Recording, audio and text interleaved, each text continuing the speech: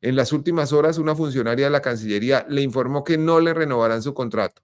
39 años después de estos hechos, el fantasma del Palacio de Justicia sigue persiguiendo al octogenario coronel. Muestran su cuerpo quemado, sometido a torturas con aparatos eléctricos antes de su ejecución ilegal. El reporte, coronel. No se les olvide suscribirse al canal de YouTube, es gratis, no hay que hacer nada, solo oprimir ahí en donde dice suscribirse y la campanita. Miremos, Jonathan, ¿cuánta gente llevamos? Es que Jonathan está muy enfermo. A ver, 456.763 personas. Siempre me jodes con los pantalones abajo. Vamos a ver si alguien nos hace el favor de entrar. No, de salir. Tenemos ahora uno menos. Tenemos ahora uno menos, qué pesar. Entonces vamos a ver si logramos subirlo. Bueno, el reporte de hoy es sobre un tema bastante importante.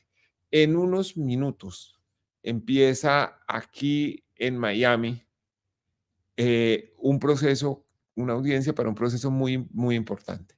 El coronel Luis Alfonso Plazas Vega concurre a una corte federal, pero establecida en Florida, para responder por hechos del Palacio de Justicia. A ver, el coronel Luis Alfonso Plazas Vega cumple 80 años el viernes de la semana entrante.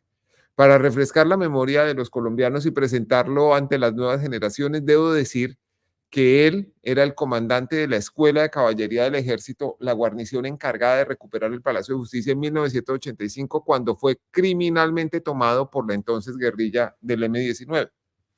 Para desgracia de la justicia, de las víctimas civiles y del país, la retoma militar resultó tan criminal como el asalto guerrillero o quizás más. 101 personas murieron. Hubo torturas a civiles, capturas no judicializadas y 12 denuncias por desapariciones.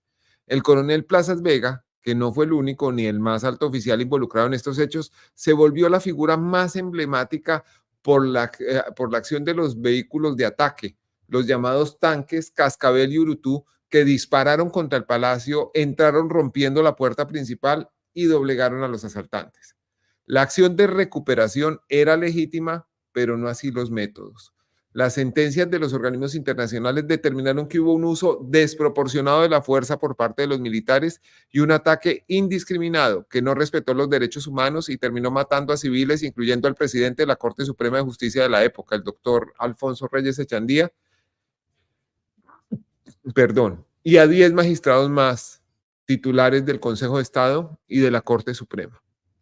Ese día, teniendo al fondo el fuego cruzado en el Templo de la Justicia, el periodista Edgar Telles, del noticiero TV Hoy de la época, le preguntó al coronel Luis Alfonso Plazas Vega, quien lucía casco y uniforme de fatiga, cuáles órdenes había recibido para la operación.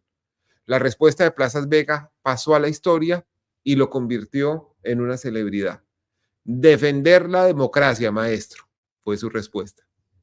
39 años después de estos hechos, el fantasma del Palacio de Justicia sigue persiguiendo al octogenario coronel. El magistrado Carlos Horacio Urán, auxiliar del Consejo de Estado, salió vivo de la edificación, como lo comprueba un video publicado por un equipo de investigación de Noticias 1 que honrosamente dirigí. Lo grave es que su cuerpo, con señales de tortura, fue devuelto secretamente a las ruinas del Palacio de Justicia. Es decir, salió vivo, lo torturaron, lo mataron afuera y devolvieron el cuerpo a las ruinas. De su asesinato hay pruebas de sobra.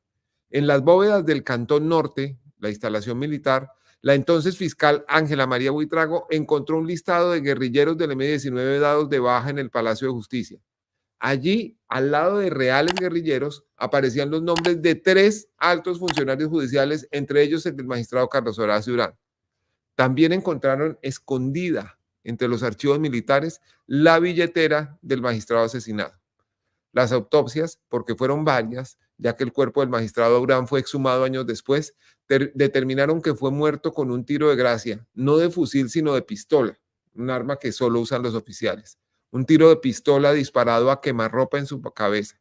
y que antes de eso sufrió horribles torturas que lo muestran su cuerpo quemado, sometido a torturas con aparatos eléctricos antes de su ejecución ilegal. Por los hechos del Palacio de Justicia, el coronel Plazas Vega fue condenado en primera instancia y pasó 8 años en la cárcel.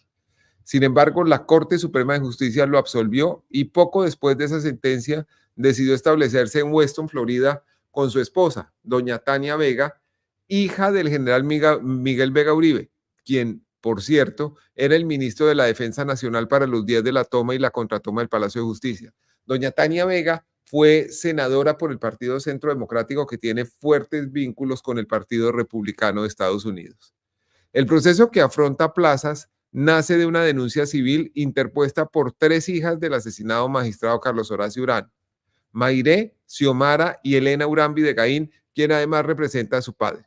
La defensa del coronel Plazas Vega está invocando la causal de forum non convenience, que para que el caso sea desestimado. Eso quiere decir que este no es el escenario adecuado. Argumenta que la justicia de Estados Unidos no tiene jurisdicción sobre hechos ocurridos en Colombia y que el país donde se presentaron estos lamentables sucesos debe ser la sede del proceso. Dice además que en Colombia existen los medios legales para que se haga justicia en el caso de las hermanas Urán y que ellas tendrían que demandar a otros y no a Plazas Vega. Las demandantes, por su parte, representadas por firmas de abogados prestigiosas y organizaciones defensoras de derechos humanos, argumentan que en Colombia se agotaron las vías legales y que solo la justicia internacional pudo establecer la realidad de la muerte del magistrado Urán en fallos que los gobiernos colombianos trataron de desconocer en su momento, y que además Plazas Vega es un residente legal en Estados Unidos, lo cual implica, a juicio de ellos, que debe responder en ese país por sus acciones. La audiencia de hoy, pedida por los denunciantes o por las denunciantes, es para presentar lo que técnicamente se conoce como un motion for summary judgment, es decir, una petición de juicio abreviado para determinar si el proceso puede seguir sin citar a un gran jurado. Y aquí viene la sorpresa reveladora. El juez del caso se llama Rodolfo Armando Ruiz II. Mucha gente le dice Rudy, simplemente. Es hijo de padres cubanos y empezó su carrera judicial en Miami por nombramiento del gobernador republicano de Florida, Rick Scott, hoy senador. Después, Rudy Ruiz se convirtió en juez federal del Distrito Sur de la Florida por nominación del entonces presidente Donald Trump. El senador republicano Marco Rubio celebró públicamente la confirmación del juez Ruiz. El juez federal de Florida, Rodolfo Ruiz II, quien hoy decidirá la suerte del caso de las hermanas Urán contra el coronel Plazas Vega, fue el mismo juez que desestimó la citación del expresidente Donald Trump por la toma del Capitolio de Estados Unidos el 6 de enero de 2021.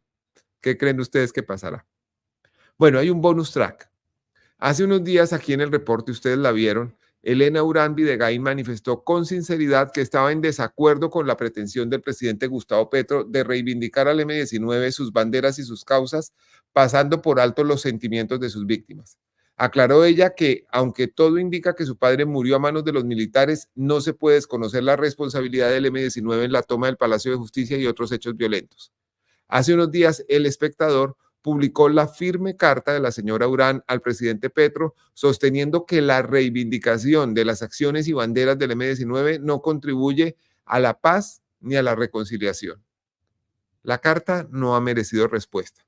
La postura de Elena Urán es especialmente valiente porque se desempeña como consultora del Ministerio de Relaciones Exteriores de Colombia en temas de reparación a las víctimas. Mejor dicho, se desempeñaba. En las últimas horas, una funcionaria de la Cancillería le informó que no le renovarán su contrato. Todo indica que la castigaron por discrepar del presidente Gustavo Petro. La exclusión de Elena Urán habla mal del canciller Luis Gilberto Murillo y habla peor aún del presidente Gustavo Petro. Poco a poco se consolida la sensación de que el petrismo es una religión que no tolera herejes. No hay derecho a despedir a la hija de una de las víctimas del Palacio de Justicia por no estar de acuerdo con la glorificación de la bandera del M-19. Este fue el reporte coronel de hoy. Estoy encantado de conversar con ustedes, contestar sus preguntas y escuchar sus conceptos, opiniones e inquietudes. Mil gracias.